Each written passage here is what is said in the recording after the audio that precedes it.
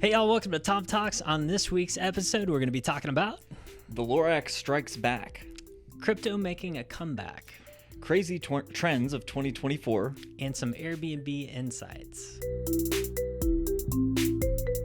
Hey y'all, welcome to the show. My name is Tom Jung. I'm your host. and I'm Jack Lisenby, co-host. And we're your local Dallas-Fort Worth real estate agents. If you are in the market to buy, sell, invest, rent, whatever, give us a shout.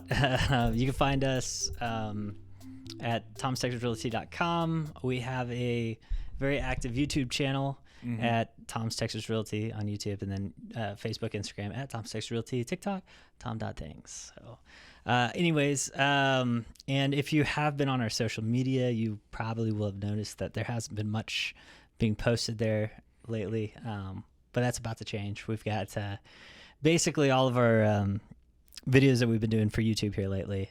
We are doing some shorts to kind of introduce the neighborhoods, and we'll be posting those. So that'll be coming. And then this past week I feel like it flew by. Yeah, it was pretty quick. We had a short week this week, I guess, because we took Monday off because of Christmas. Yeah.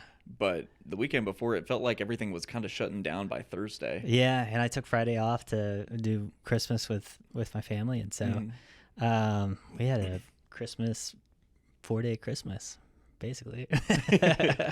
But yeah, so anyways, I think on the this past week we've been trying to figure out how to recruit some more agents, because content doesn't create itself, and unfortunately, we need some more agents that share the vision of content and virtual reality being the future of real estate. And so anyways, we're working on a system for that.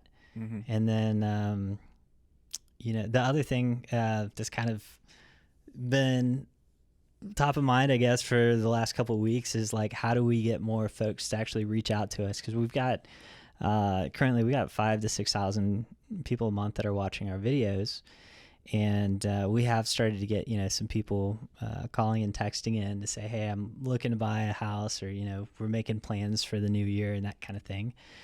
But it seems like, but we had a comment today. It's like, hey, y'all should do a video on this neighborhood. I just bought a house here, or I just signed a contract.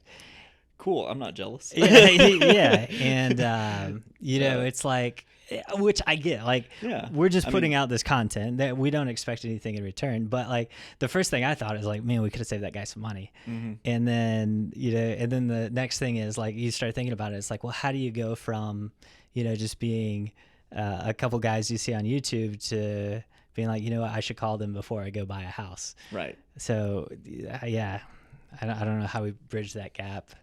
I mean, maybe just letting them know, like, hey, if you guys like listening to the podcast, that's great. I really appreciate the support. But what would really help? If you called us the next time you plan to move. Yeah, or a referral. Like, we started implementing a search form, just because like we could do so much more, like on like, I don't know, setting up a customized search than you can get on Zillow or any of that kind of stuff. ZillowRealtor.com, har.com. I think that's H-A-R. one. Yeah. And so that's one thing we started mentioning on the videos, which we've had some people sign up that way. And then we have our build incentives, which I don't think maybe we're not promoting those enough. That's fair. I don't think we've really talked about it on the podcast. No, we haven't. And that's, it's kind of by design. We don't want to put something out there that lives forever. And then, in a year from now, we change what our incentives are. And, people are like, wait a minute. So anyways, I don't know. If you guys got any ideas, let us know. But anyways, that's what's going on in the business world we're in anyways. Yeah. How was your Christmas, though? It was good. Get anything cool? Got lots of cool stuff. This is gonna sound silly, but one of the most exciting presents I got was a iron skillet. Okay. I've been pan-searing steaks. Ooh. Yeah, and so like I feel like I've been really practicing to get better at it, and I feel like a flat iron is like the best. That sounds amazing. Yeah, to do that on. So, what about you? Actually, my the thing that I'm most excited for is actually something I got myself, and it's this cheap little egg cooker essentially, Yeah. but it makes hard-boiled eggs in such a way that the shell doesn't stick to the egg. Oh, dude. Yeah, so when you go to peel it, it just comes off. We made deviled eggs for to take to Christmas or whatever. Mm-hmm. And that was like, I was like looking up videos, like how, because I'm the worst. Like it was just, it was crumbling. And then it was like, I was spending forever trying to peel an egg. So that's, yeah. Well, I mean, if you're using a pot, you're supposed to put them in cold water afterwards. Yeah, so I did. Yeah. We put them in the fridge, and then the next day I tried peeling them. And it was still, I was struggling. Like some of them came off okay, but then I watched this video where this chick, like, she breaks the top and the bottom and like pops off a little thing, and then she blows the egg out. Yeah, it was weird. Okay, I need to see that video. I tried it. Does it work? Kind of. The first one, yes. You have to blow really hard. Okay. Or maybe my hole wasn't big enough. I don't know. That's what she said. And then, and then the second one, it was like I felt like the like something moved on the shell and it just whistled. Oh. And so the egg didn't come out. It was just a weird whistle. That's and awesome. I was like, I don't know. I'm over it. But anyways, cool. Nice sidetrack there. What are we kicking it off with? So we've been going around to all the different neighborhoods and stuff like that with all these videos that we're making every week. And one of the things that I'm noticing less and less of is like greenery. Like, I mean, don't get me wrong. There's You say greenery? greenery. Well, Yeah. yeah, it's because it's winter. Everything's dead. That's true, and it's Texas, and everything's dead in the summer too. But That's not what you meant. Yeah, but the botany that we do have here, it's getting smaller and smaller. Like the amount of actual plant life that we have in the residential area is getting really slim because we're packing houses as tightly as we can. And a lot of the older neighborhoods and stuff like that look really nice because they have these big trees and stuff like that. And I know HOAs are making a good point where they mandate that a certain number of trees be on each lot to help facilitate that in the future. But some of the more well-established areas are really pushing back on it because they are seeing that encroachment happening and they don't like it. And one of note is going to be Colleyville, actually. So their city council has actually denied a developer changing zoning on a green space that they have up there. And this isn't the first time it's happened. As a matter of fact, it's happened 3 times just this year. Oh, wow. So in 2023 alone. In Colleyville? In Colleyville. Okay. And not just all over Colleyville, for one specific green space. Interesting. Yeah, so on the corner of Poole and Wilkes is a 14-acre tract of land that has been the topic of hot debate in Colleyville because this developer, Willowtree Custom Homes, has been eyeballing it for a minute because land in Colleyville is very sought after. It's a nice area. It's got like that mix Homes of are expensive. Yes, very, very expensive, very big homes, very big lots, and there's not a lot of places to put more homes. They're basically like capped. Yeah. They can't really They've fit built out anything their else. city for the most part. Yeah. Yeah, more or less. And so barring some sweeping zoning change, they're looking at every nook and cranny they can, and this 14 acres is looking pretty tasty right now. So they've been going after the city council with all these propositions to change that 14 acres from what it's currently zoned as, which is agricultural, to single family residential. And the local residents not happy about it. Sure, yeah. Because they like their green spaces. Sure. They like the fact that, at the end of their neighborhood, they've got like this nice big forested area. And on top of that, there's a ton of protected trees in there. There's over 800 different trees that are protected because they're what is considered old growth. And for people who aren't into like lumber and stuff like that, old growth is like naturally occurring trees. These things have been growing just at their own pace for hundreds of years. New growth is what we see in like what do you call them? Planned neighborhoods. Well, no, yes, but it's what did they call them? Like logging areas where they specifically replant trees. Oh, yeah. Forestry. It's what forestry grows for like lumber production. So they grow really quickly. The rings between them are really wide because they grow fast, and they're not as good quality, which is why old growth is so sought after as well for lumber. But on top of that, it's also protected because we realize we're not getting any more old growth. Like Sure. it's going away very quickly, and it's not being replenished naturally. So they want to keep what they can, and these guys.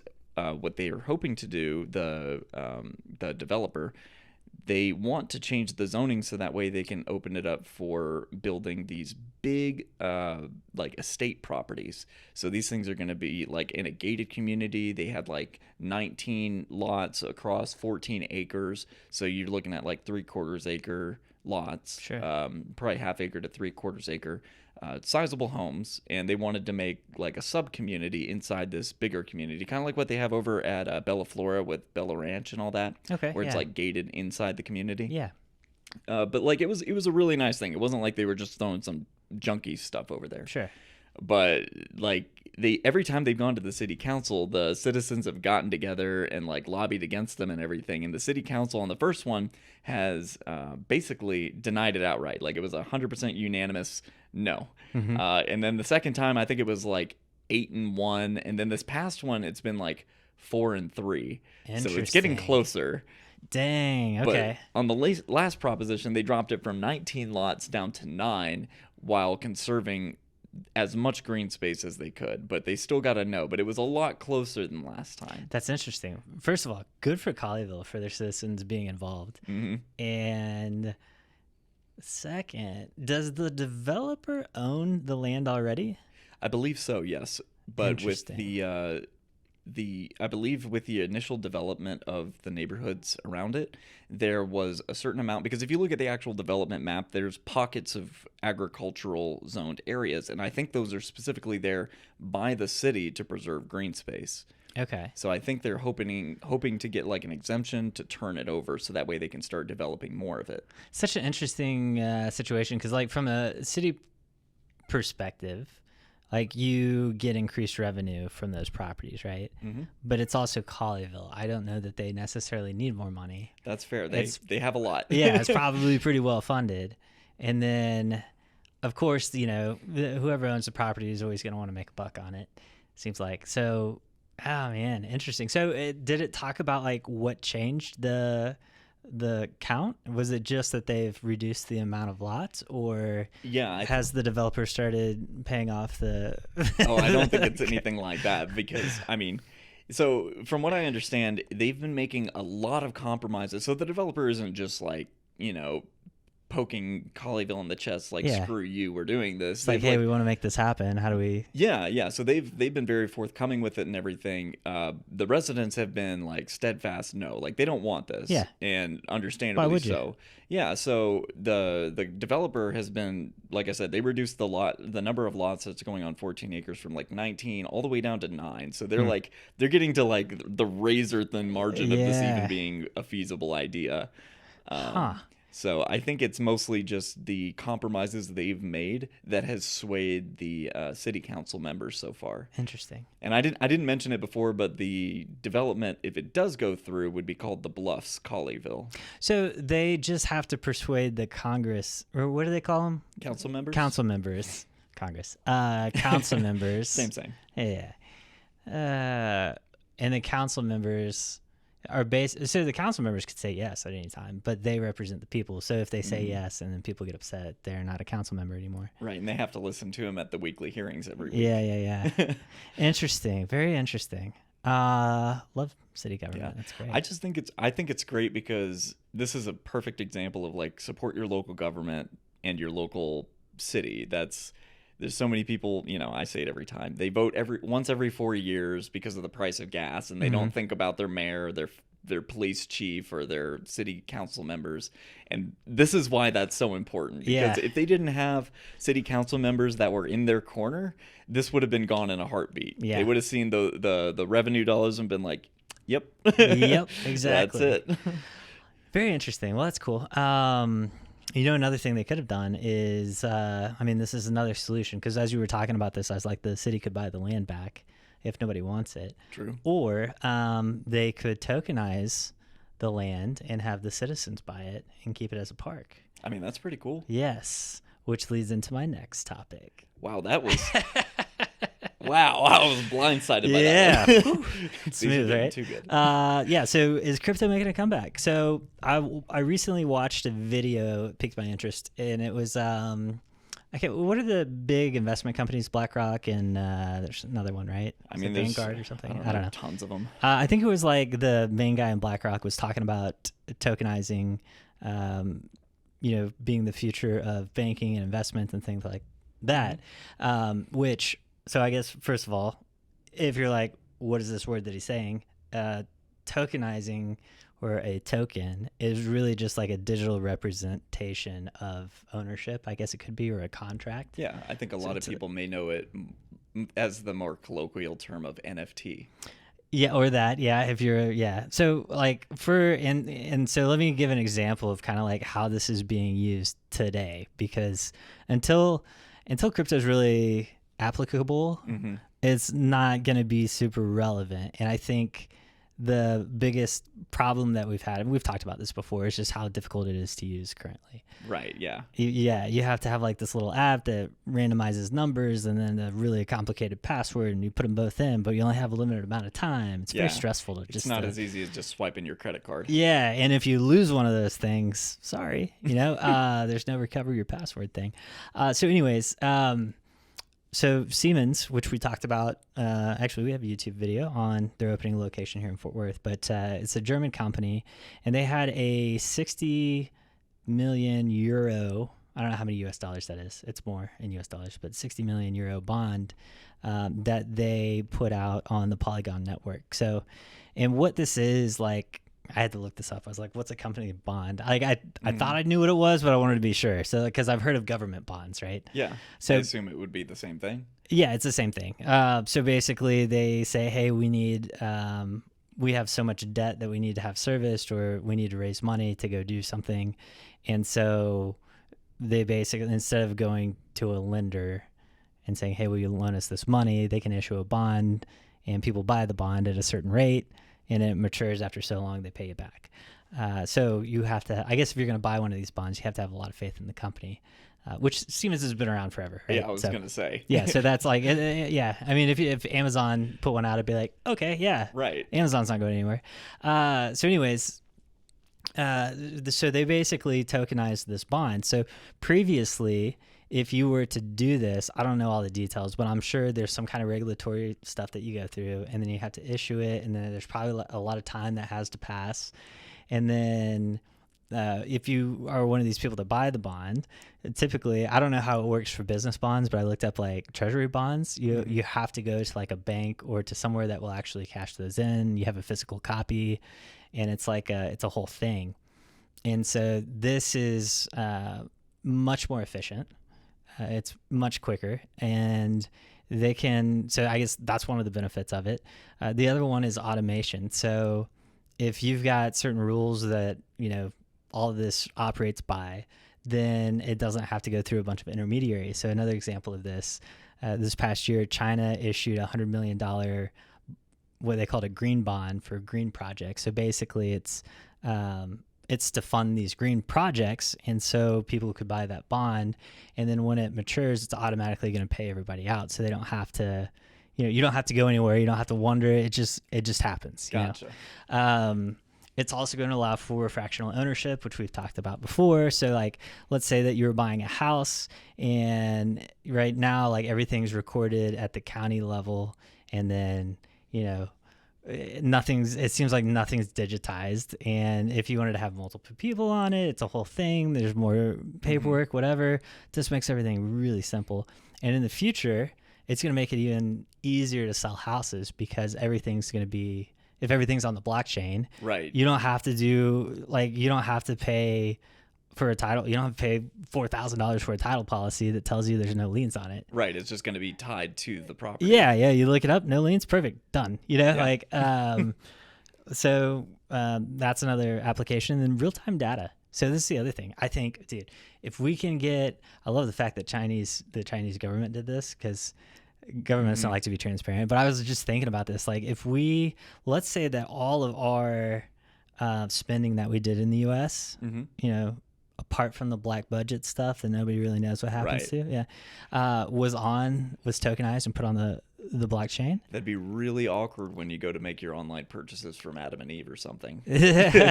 Honey, what is this? Okay, not consumers. I'm talking government spending. Oh, yeah. So, like, I'm going to have to find the clip. We may have to talk about it. It was so good. But basically, he's a congressman, and he brought up this big poster. He's like, I want to talk about the ridiculous spending that we have going on. And it was like, here's my top 10 list. And he's like, you may not think this is relevant, or you may think this is a good choice of spending. He's like, he pulls up another slide. He's like, we funded 10 drag shows in Mexico. I don't know why the American people would want that. I don't know why this is necessary, but it happened. And it's like, it just like ridiculous. I was like, I can't believe how many ridiculous things. And so if all of this is like real-time data and we could see where stuff was being like spent, then it becomes real for people. Like if you think about the Ukraine war, if you break that down, basically every taxpayer last year paid, I think it was like $5,500 to fund that war. I would rather not spend money on that personally. That's fair. Yeah, so it's just like, anyways, I think it'll bring some transparency. I was going to say, because governments already catch a lot of flack for how much they spend, just in general. But I also worked in the government, and I know how much we spend on stupid things. Yes. So it kind of goes both ways. Yeah. And so if you can line item everything, because there's a lot of fudge room, even with the current system, Sure. Credit cards and all that, and DTS systems, they help keep things accountable as possible, but it's also a horrible way to do it whenever we have this as an option. It's just a matter of migrating everything over, and that's going to be an absolute nightmare. Yeah, I mean, think about it. Like, let's say that I don't know how any of this works, but I'm just guessing, like, for a military budget, like if you guys wanted to buy something when you're on a base somewhere and you needed something for the base, it probably goes through a bunch of different people to get clearance for it, and then the budget allocation. I mean, you'd be surprised. Or is it just like, hey, we want to buy this? Okay, cool. It's sort of... It depends. It depends on what it is, but in a lot of cases, you just put in an order for it, and if there's no reason why you shouldn't have it, and they have the money for it, you'll more than likely get it. That's crazy. Yes, that's crazy. It's absolutely so insane. Anyways, Anyway, so all of this I say, basically, I think crypto is going to become more relevant here in the near future as these big institutions are starting to actually utilize it. And I think it'll probably become a little bit easier to use pretty quickly. So yeah, I think so as well. I think it's mostly just once, like you were saying, once governments get on board with it and they find a centralized way of doing it, they can keep their thumb on it, it'll be everywhere. Yeah. But four things that may be everywhere this upcoming year are the trends that I found in this article by House. And that was spelled Houzz. Not only could they just not misspell it with a Z, they had to add two of them, but whatever. Yeah, I have a big beef with this company. I bought my vanity from them, and it showed up the vanity was cracked. And this is when I was remodeling my house. This was like a year ago. The glass on the vanity, or the whole thing? It's like I don't know, it's white. It's like a marble. It's like a fake marble, like an acrylic. Like the countertop. Yeah. Okay. So I've got it's a double floating bathroom vanity, and then there's the top. Anyways, long story short, they shipped it, and then it probably sat there for a couple weeks while they were tiling and everything else, and then the guys got it out of the box and it was cracked. Oh, okay. Yeah. That sucks. Yeah. And so I was like, I let them know. I was like, hey, this is what happened. And they're like, sorry, our policy is you got to let us know within 7 days. And I was like, what? I was like, no, but look, this is what, I've got pictures of everything. Yeah. And they're like, sorry. And it was just, I don't know. I was really upset by that. I'm still upset by that. By the way. While their customer services may suck, their housing predictions were kind of interesting. So I ran across an article by them, and it was basically the top 4 trends for 2024 for houses.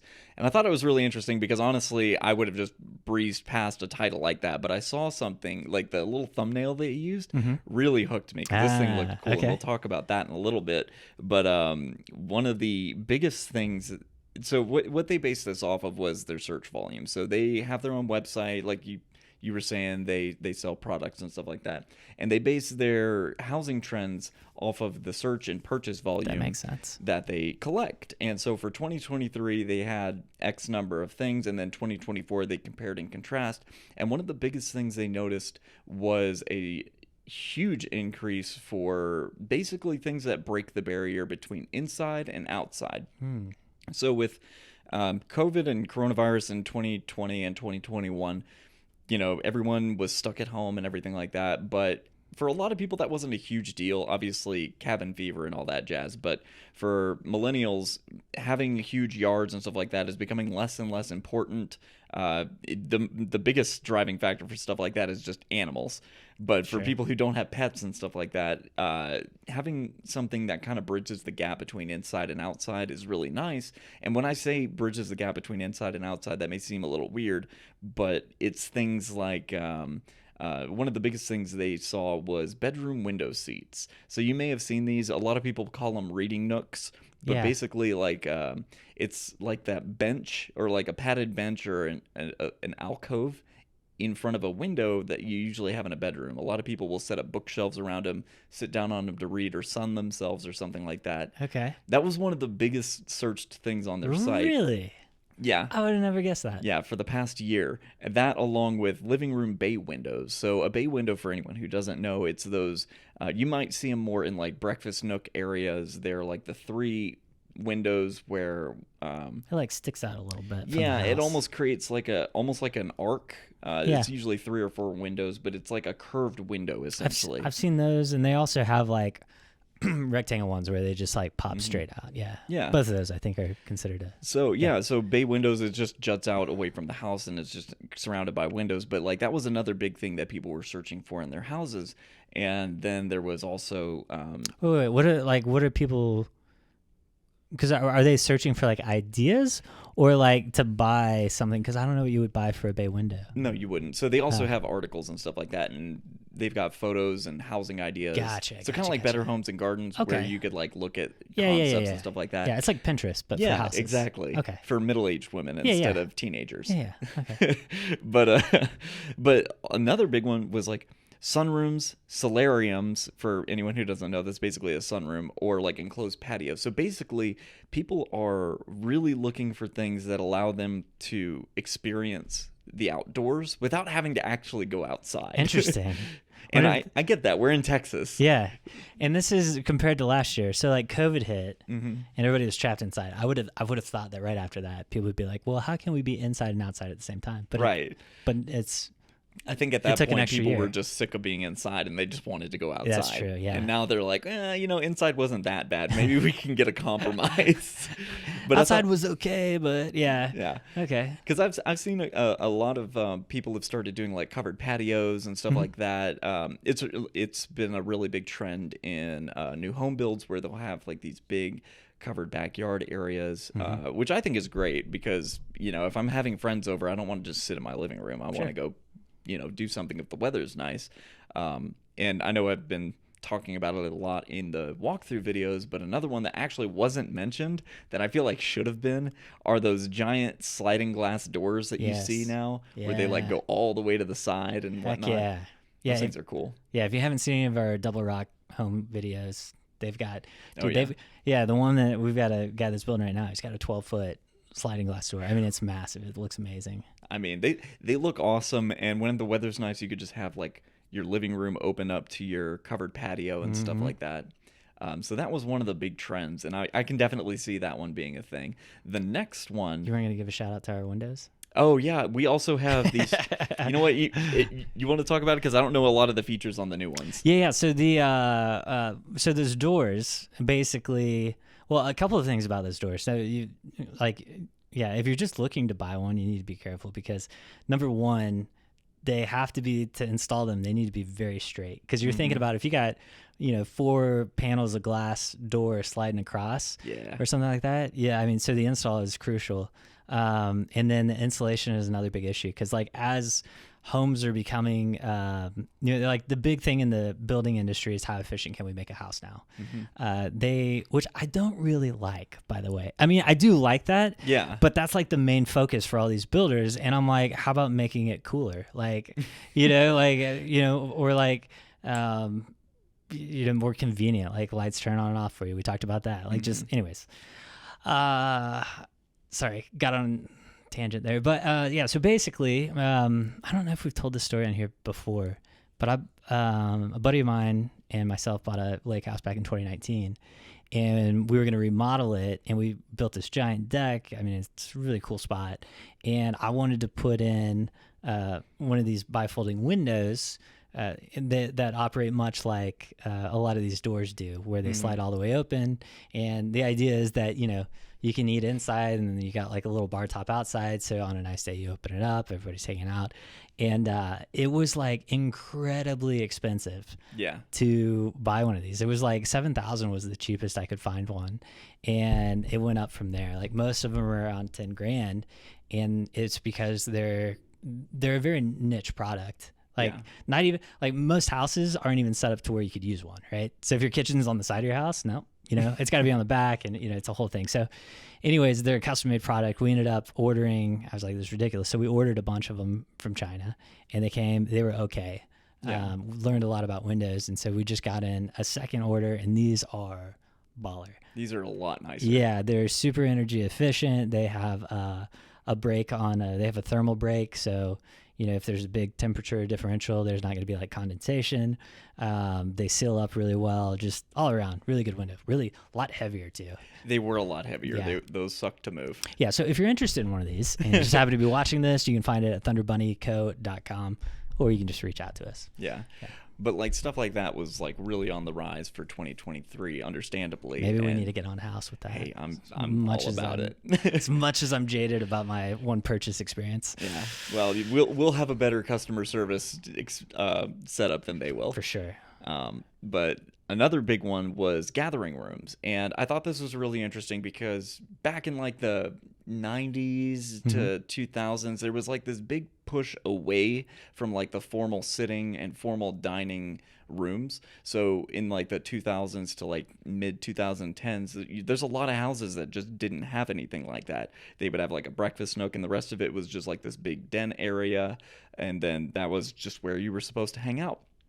And that's cool, but if you're hosting like maybe something professional at your house, maybe you don't want them seeing your beat up old recliner and stuff like that, or maybe you want somewhere a little bit nicer than the kitchen counter to eat. So a lot of people have started shifting towards gathering spaces.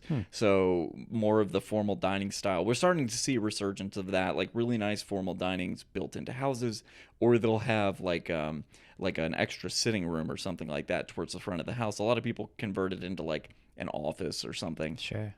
But having some options for stuff like that is, I think, going to be more important to people in the future, especially if they are going to be more homebound, since work from home is more prevalent than it was pre-COVID.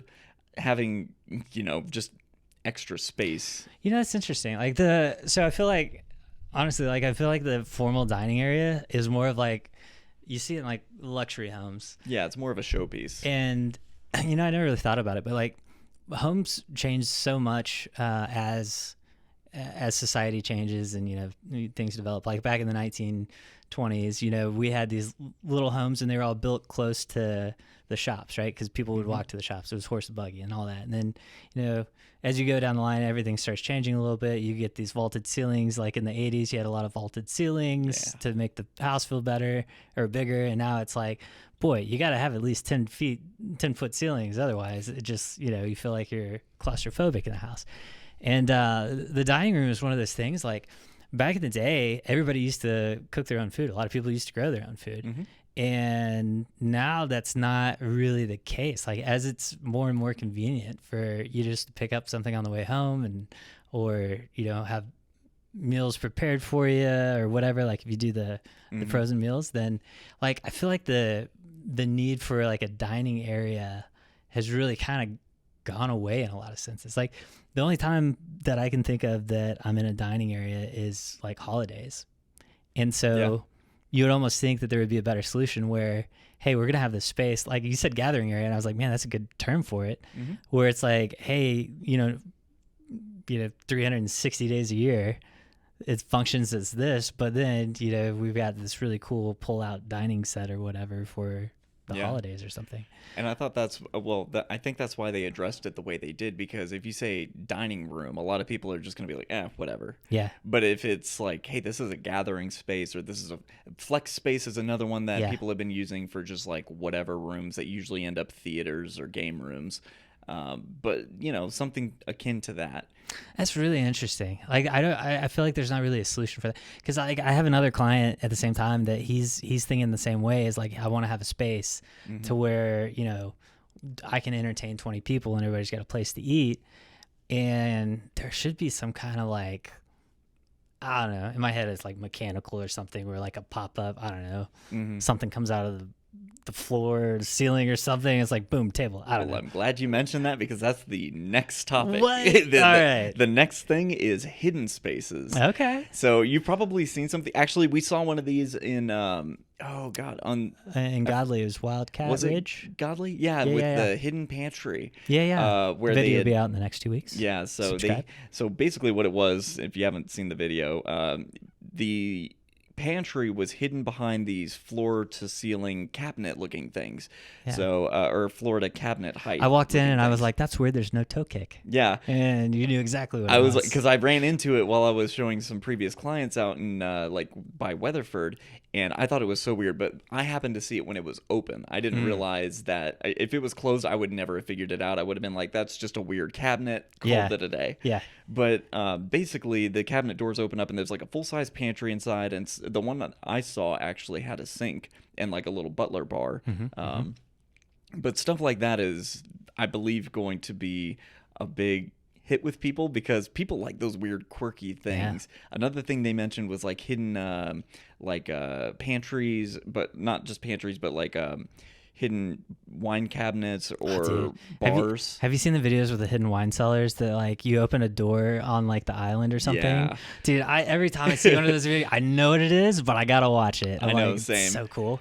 Yeah, that was another one of them, is like hidden cellars or wine bars and stuff like that. But most people have started putting them under stairs because it's easier. And most people like stair closets. They're so awkwardly very shaped. Inconvenient. Yeah, like something that's like triangularly shaped is just not good for storage in general. Most of the stuff we have is square. Yeah. So people have started outfitting it as like I could see that. hidden like wine storage and stuff like that. But the cellar under the island, I always thought those were really cool, where they like lift up the butcher's block or whatever, and then it's like a staircase and stuff like that. Yeah. But I think hidden things like that are going to start making a comeback, even if they're just like little swing open panels to cover dead space in the house. Yeah. Or to convert a space. Like I have a problem with watching videos, but like I've seen like over in China, just because space is an issue, like they become so efficient with their space, where it's like it's one space and then you open the door and this whole thing folds out. Now it's a desk. And I'm like, I feel like that, I don't know. I feel like that is probably coming our direction at some point. Oh God, I hope not, because I've seen how they're not those living conditions. Yeah, not those like. tiny places, but more of that kind of reutilizing space with some hidden stuff. So. Yeah. And then the last thing I saw on there, which I thought was really weird, but their fourth prediction is that green is going to be the accent color for 2024. Interesting. We saw this in Rockwood. We did. And I have a friend, she painted a accent wall in her room, and she went with green as well. Okay. And I thought it was a very interesting choice, because a lot of the cabinets right now, they're either like some kind of gray or white, or like maybe a light blue or something like that. We just put green into that lake house for remodeling. Yeah. Teal and like that almost grassy, not maybe a little less green than grassy green, but like lighter greens, like a muted stuff like green, that. Yeah, those they think are going to be the big I could see that draw for. You got to be real careful with green. It's really easy to get green wrong. Yeah, you mix it with something, and you mix it with red, and it looks like Christmas. You mix it with brown, and it just looks like a forest. Like it can really go wrong very easily. Yeah, and depending on the shade, all of that. Yeah. I have a feeling that the green trend is going to be kind of like the red tile trend of like the 70s and 80s, where it's like it's there for like 2 years. Everyone realizes it's a mistake really quickly, and then they stop. Maybe so. Maybe so. Huh.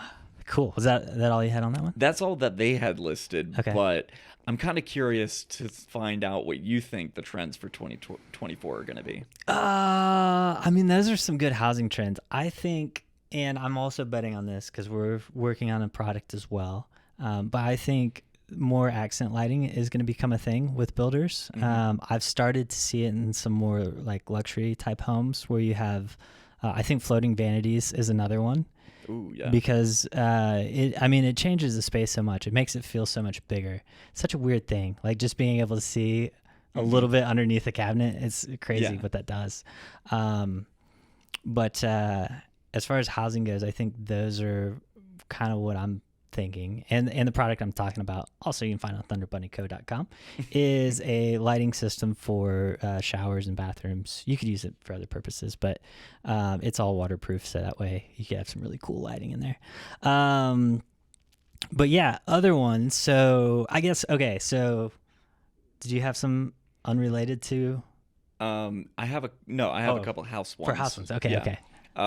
But we've seen a couple of these in the houses we've been touring as well, but like more pet-centric architecture. Ooh, yes. So there was one where they had taken the understairs space and turned it into like a little doggy house, basically, where the bed and the food and everything else is. And then there was another one where they had put a dog wash in the laundry room, which I thought was a great idea because we put wet sinks in the laundry room, and I have no idea what you use this thing for in the laundry room. I'm gonna be honest. I don't know either. But I literally last night I had my dog in her kitchen sink washing her paws off because she had gotten into some mud. Yeah. But I have a small dog. Anything bigger than that, you can't get in the sink. Right. And so if you have like a larger dog or something like that, even just like a small little 2x2 square with a drain in it and like a little faucet to spray the dog off. And most of your laundry rooms are going to be close to the garage anyway, so you bring the dog in from outside, and then they don't have to walk through the house. That's true. It just makes sense to me to have something like that. I'm on board with that. Yeah.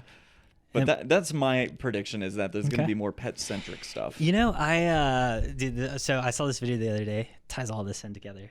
Those sliding glass doors you talked about. There's this guy that installs this system where it automates the door. So like if you're, and it's great. Like what a convenience item. Like let's say that you're going out to the grill and you got your hands full, right? You get close to the door, it automatically opens for you if you wanted to, or you tell Alexa and it opens.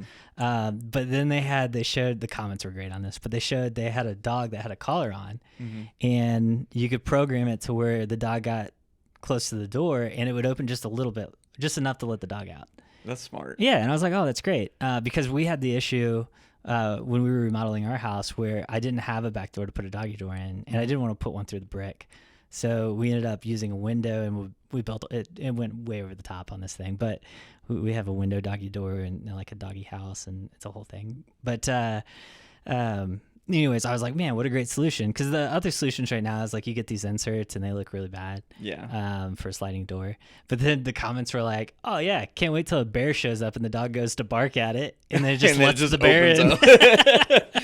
Yeah, like oh, burglar. Yeah, dog comes to bark, lets it right in. Yeah. So it was, I don't know, it's funny, but and then I was like, man, what happens if the dog stops and the door keeps going? Like I'm sure it does have some sensors, like some pressure sensors. Yeah. You don't want to shut a kid in there. That's a big lawsuit. But anyways, I thought that was cool. But also, it was like he was just kind of wiring it up, and there were wires everywhere. It's like, I don't know how you're going to hide all the wires. So I don't know. I'll be looking for part 2 of that video. But as far as the market goes, predictions, the real estate market. Interest rates, do you have any calls on this? I think where they are right now is, I think where they want to keep it. I think it's where they should keep it. Yeah, I think they're just below red line, because once they hit 8, people lost their minds. Yeah. Understandably, but I feel like where they are right now is they figured out like, okay, that 8 was too much. We dialed it back a little bit. This is, I feel like, where we need to be. We're in like the high 9s right now. Yeah. Or 9s, 6s. Yeah, sorry. yeah.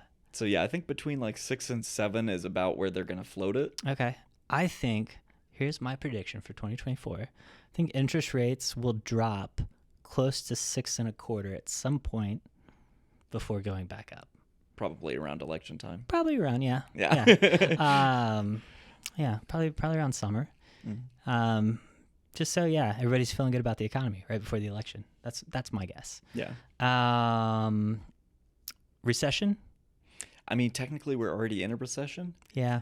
But all the numbers I'm looking at say that 2024 summer is going to be about the beginning of like the revitalization period. Mm-hmm. Because whenever we looked at like the 2008 and even in like the 90s around, or even around 2000, all these economic crashes we've had have had sort of the same sine wave effect on the housing market, and we're reaching the end of that weird sine wave jiggle that happened after the whole COVID fiasco, and it looks like it's going to stop around mid to late 2024.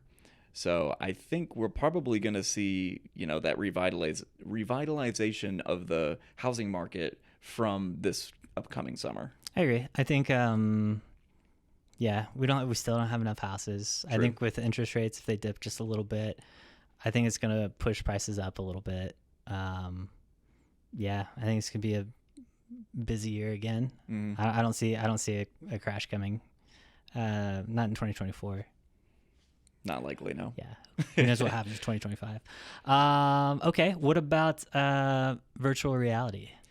I think it has a lot of potential. I think the biggest issue is the fact that it would take an entire industry, the photography industry, real estate photography, switching over to the equipment required to make it happen. Yeah. But I don't think it's that big of a leap. I think it's mostly just because photography is so decentralized. That's the biggest barrier. I'm really curious if like Matterport's working on this already. I'm sure they are. Oh, I'm sure. And then I ran into this company, I think it was at the Consumer Electronics Show, and I was thinking about this the other day because they were working on something similar to this.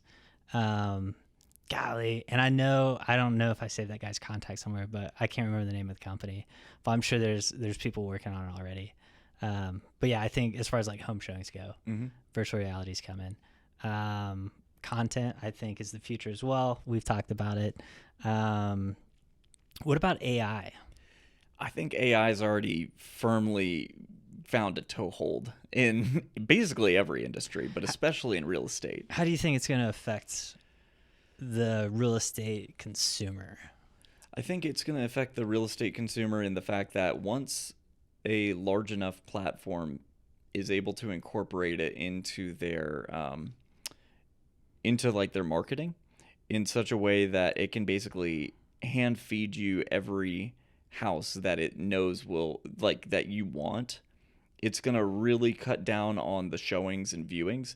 Because it's going to basically funnel you into the types of houses that you like. Because there's so many people where we've gone to show them houses, and even before we get there, I'm like, this isn't a house that they're going to like. Right. Like, I already know this before we get there. Yeah, just because based on what we've seen enough of them, but like they've only seen like 3 or 4 houses, and they're like, oh, I like this one, I want to go check it out. And what they really mean is, oh, I liked one thing about this house, I want to go see it. Right. But I'm like, yeah, they're not going to like this house. But I'm not going to tell them no. Maybe I'm wrong. Most of the time we're not. But AI is going to know that before they even know that. And it's just not going to show it to them. It's going to be like, okay, well, it knows like, hey, these guys are looking for a farmhouse style on a 3/4 acre somewhere in this area. So we're just going to blast them with these results over and over again. And we're going to pull away from the stuff that isn't going to be as good.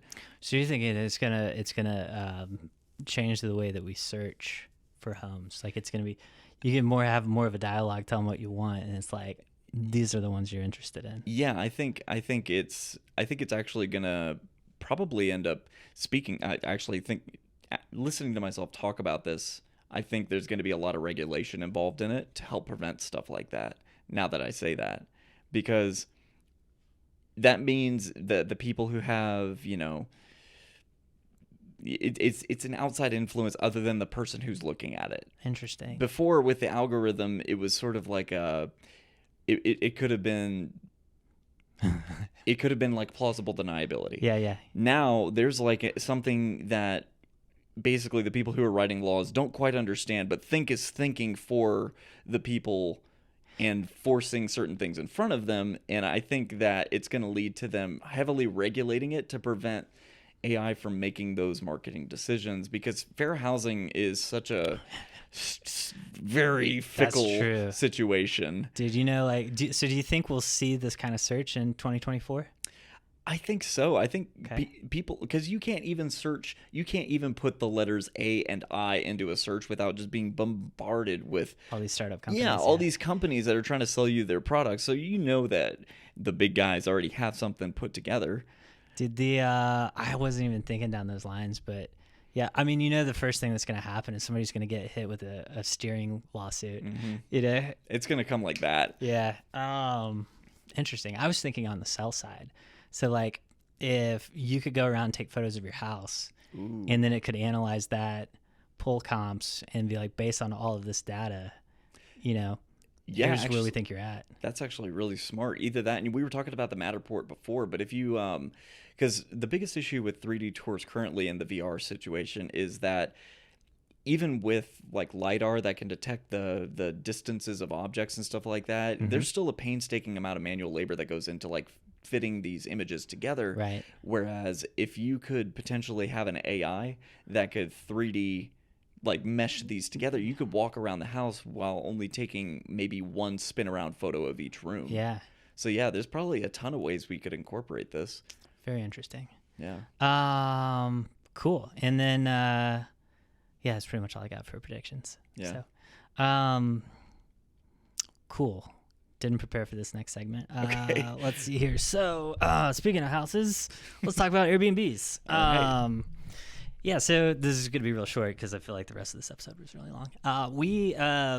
I know we've talked about this before on the podcast, but we basically bought a house in the Stockyards, near the Stockyards, 5 minutes from there, to run as Airbnb. So we bought it, we renovated it, spent way too much money, and it's a little 2-bedroom, 1-bath. It's got a flex space that's Mm-hmm. got a pull out, so we can accommodate up to 6 people. And anyways, I just thought of this because it's yeah. Anyways, when we originally started renting this out, it was January, and we had a plug-in that was editing the pricing on it. Oh yeah. It's called Price Labs, and what Price Labs does, which now I'm sure, I don't know, maybe they've improved it, and this is another area I think AI is going to have it's going to help out a lot with the data. But basically what Price Labs did is it would look at what hotels nearby were renting for, and it would adjust your price basically daily on what it thought that you could rent your property for. Mm-hmm. And one of the things that I started to notice was I think it also does it take into account the other Airbnbs in the area? So it's supposed to. Okay. But I don't know how well it worked. Yeah, because and that was a thing that I was a little bit skeptical, because a lot of the other properties around there are like, they're not entire houses. They're like somebody's apartment building or something. I mean, there was a bunch of hotels up the street as well. Yeah. And so anyways, we ran on Price Labs for, I don't know, 7 months or so, and we were losing money. It wasn't a lot, but we found that we just weren't getting bookings Monday through Thursday. And so those are your money. I always say those are your money making days, because like weekends we always have booked. And in most Airbnbs, that's not an issue getting your weekends booked. It's getting the people that stay longer, getting the people that are there during the weekdays. And that's where the profit comes from. So we ended up switching away from that. My wife took over, and we basically followed a system from Tyler, a good buddy of mine that's got he's got one here in the Fort Worth area. And he said basically he figured out about what the weekend rate should be. And then he discounted, I think it was like 20% for Thursday and then 40% for the weekdays. And then he just set the price, and that was it. And I was like, it seems too simple, simple is always better, I feel like. So we ended up doing this. And since then, we've been getting a lot of weekday bookings and everything else. And so, like, in retrospect, I think what was happening is like the price labs, and maybe hotels do this as well, but basically, the prices were higher during the weekdays, and then as you got closer to that week, like the week before, they'd start dropping the price to try to get somebody in there. Mm-hmm. And I think the problem with that is people that are planning to stay for, more than a weekend plan ahead. Yeah. And so they're shopping ahead of time, and they know, if it's just a weekend, you just, whenever you shop rates. But if you're going to be there for a while, you're like, oh, well, that's going to add up to be a lot of money. I need to actually price this out and figure out where the best place to stay is. So anyways, since then we've turned it around and we're now profitable. Knock as, on wood. as of about to close out the year. So anyways, felt like I should share that. That's No, I think that's pretty cool, because like that's probably one of the situations where AI has the most room for its legs, is just data analyzing and finding the most optimal solution. Yeah, and it's also like human behavior. Mm-hmm. Like that's one of the things that I've listened to all these different podcasts, but basically like and some of it's like it's kind of scary stuff, because they're asking the AI to do a certain thing, and then it's like learning how humans think and how they behave. Mm-hmm. And it's like, why did you give that answer? Well, for me to give the optimum answer, I have to understand how these people think and whatever else. And I'm like, oh man, gosh, these AI's getting real smart. But yeah, so I think you're right. I think that'll help a lot with human behavior and who's marketing, dude. And that's the other thing, like, once this gets real far down the road, it's like to a certain person, it may just show the prices more. It's like this person doesn't care about price. They just want something nice. Oh, man. They're willing to pay more. And then those regulations start coming in. Yeah. Because that somebody's going to get mad about that. Yeah, we'll see. They're raising my prices because of, insert discrepancy here. Man, God, I can already see that lawsuit headline right now. Yeah. Anyways, a lot to look forward to. Mm-hmm. So 2024 coming up. Thanks for tuning in this year. Hopefully next year will be even better. Yeah. So as always, if you're looking to buy or sell, remember to keep calm. Call Tom.